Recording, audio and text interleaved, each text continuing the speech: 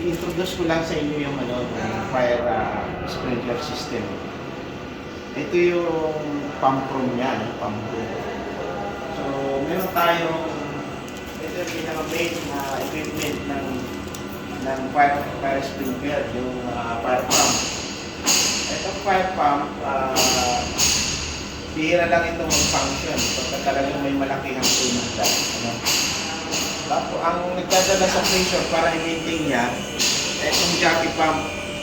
Yung jockey pump niya is submersible type. Nandun siya sa ilalim ng tank. Ngayon, balik tayo sa fire pump. Ang fire pump na ito, tinatawag na vertical turbine type. Ang capacity nito, 1,000 minsan 1,000 GPM at 100 horsepower. Ang jockey pump, minsan 20 GPM at 3 horsepower lang. So ito yung kanyang discharge pipe. Ito yung kanyang return to tank. Itong size na to. Ito yung kanyang main controller ng fire pump. Ito yung controller ng jockey pump.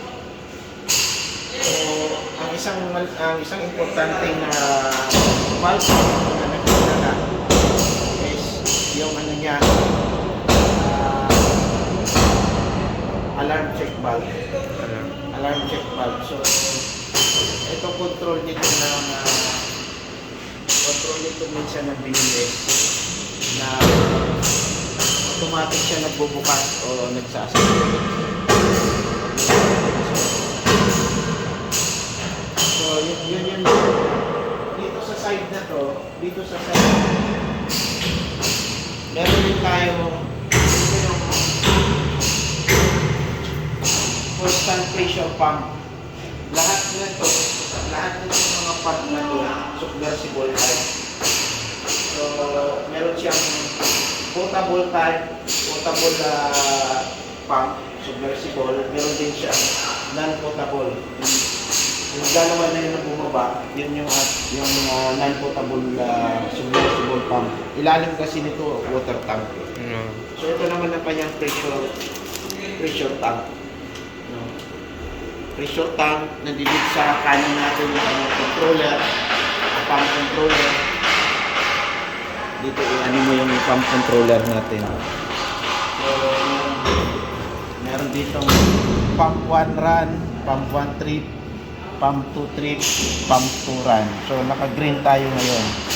Ang umaandar is pump 2. Nagpapalitan sila. Merong tinatawag na switch over mode na after itong umandar, kabila. So, kung naka-auto yan. Oo. Meron siyang control na BFD, variable frequency drive. Kung ano lang yung flow, yun din lang yung ikot ng motor para mas matipid. Yan yung area na yan, yun yung mga bypass line at saka non-return na lines. Pag